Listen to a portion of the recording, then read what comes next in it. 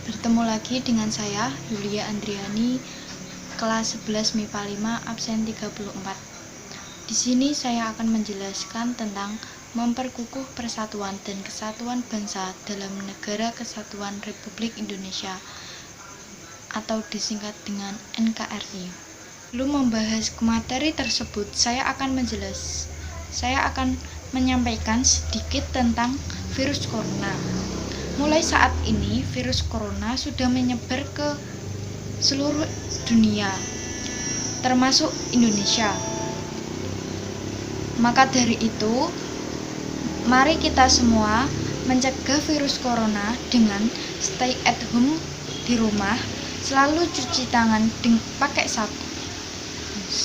Selalu cuci tangan menggunakan sabun,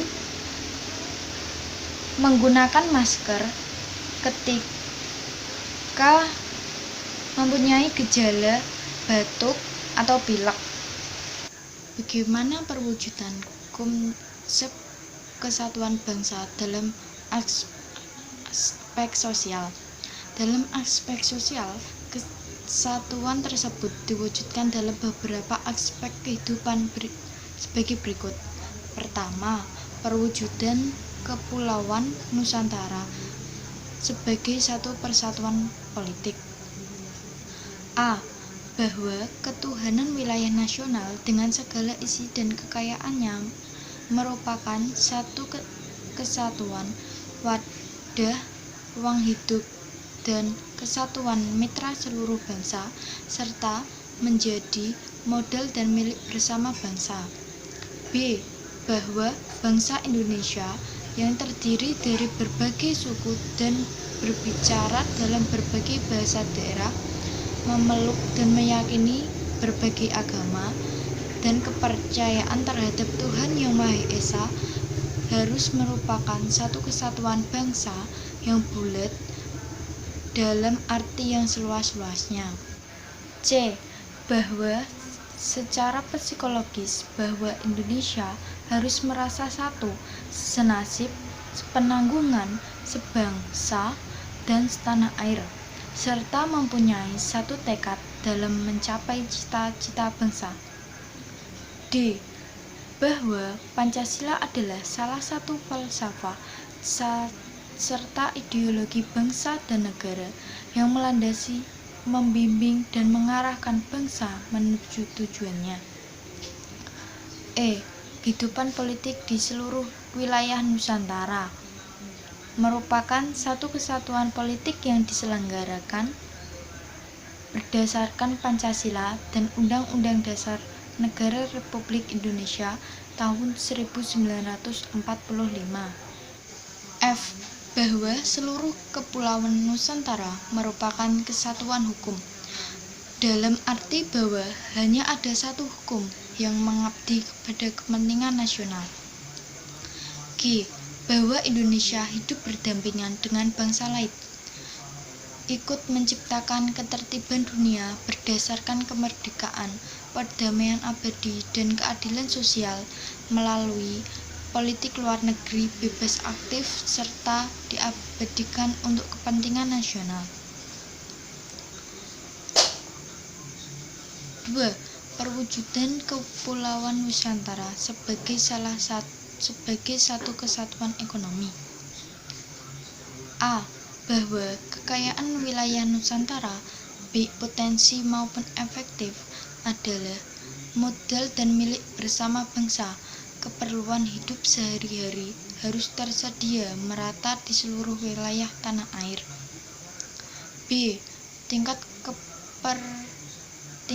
perkembangan ekonomi harus serasi dan seimbang di seluruh daerah, tanpa meninggalkan ciri-ciri khas yang dimiliki oleh daerah-daerah dalam mengembangkan ekonominya. C. Kehidupan perekonomian di seluruh wilayah Nusantara merupakan satu kesatuan ekonomi yang diselenggarakan sebagai usaha bersama berdasarkan atas asas kekeluargaan dan ditunjukkan bagi kemakmuran rakyat. 3. Perwujudan Kepulauan Nusantara sebagai satu kesatuan sosial budaya. A. Bahwa masyarakat Indonesia adalah satu peri kehidupan bangsa Indonesia merupakan kehidupan yang serasi dengan tingkat kemajuan masyarakat yang sama, merata, dan seimbang, serta adanya keselarasan kehidupan yang sesuai dengan kemajuan bangsa. D. Bahwa budaya Indonesia hakikatnya adalah satu. Corak ragam budaya yang ada menggambarkan kekayaan budaya yang menjadi modal dan landasan pengembangan budaya bangsa seluruhnya, yang hasil-hasilnya dapat dinikmati oleh seluruh bangsa Indonesia. 4. Perwujudan Kepulauan Nusantara sebagai satu kesatuan pertahanan keamanan. A. Bahwa ancaman terhadap satu daerah pada hakikatnya merupakan ancaman bagi seluruh bangsa dan negara. B. Bahwa tiap-tiap warga negara mempunyai hak dan kewajiban yang sama di dalam pembelaan negara. Kepulauan Indonesia dipersatukan bukan hanya ada satu aspek wilayah saja, tetapi meliputi aspek lainnya. 1.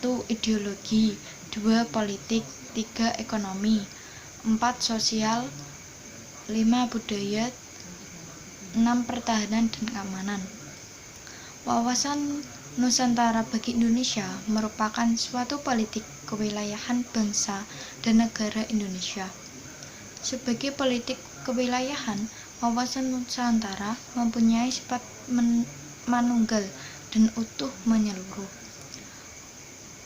Wawasan Nusantara bersifat manunggal artinya mendorong terciptanya keserasian dan keseimbangan yang dinamis dalam segenap aspek kehidupan, baik aspek alamiah maupun aspek sosial. Adapun utuh menyeluruh maksudnya menjadikan wilayah Nusantara dan rakyat Indonesia sebagai satu kesatuan yang utuh dan bulat serta tidak dapat dipecah oleh kekuatan apapun sesuai dengan asas satu nusa, satu bangsa, dan satu bahasa persatuan Indonesia. Konsep selanjutnya yakni konsep keempat yang tercakup dalam substansi persatuan dan kesatuan bangsa adalah integrasi nasional. Integrasi sendiri dapat diartikan sebagai suatu proses penyesuaian di antara unsur-unsur yang saling berbeda yang ada dalam kehidupan sehingga menghasilkan keserasian dalam kehidupan masyarakat. Dengan demikian, integrasi nasional berarti integrasi yang terjadi di dalam tubuh bangsa dan negara Indonesia. Bangsa Indonesia yang secara sadar tidak bersatu agar hidup kokoh sebagai bangsa yang berdaulat, memiliki faktor-faktor integral bangsa sebagai perekat persatuan, yaitu sebagai berikut. 1. Pancasila. 2. Undang-Undang Dasar NKRI tahun 1945. 3. Saka Merah Putih. 4. Lagu Kebangsaan Indonesia Raya. 5. Bahasa Indonesia. 6. Sumpah Pemuda. Konsep kelima yang tercakup dalam substansi persatuan dan kesatuan bangsa adalah nasionalisme. Nasionalisme adalah suatu paham yang menganggap bahwa kesetiaan tertinggi atas setiap pribadi harus diserahkan kepada negara. Paham nasionalisme mulai dikenal di Indonesia sejak abad ke-20, yaitu saat berdirinya Budi Utomo tanggal 20 Mei 1908.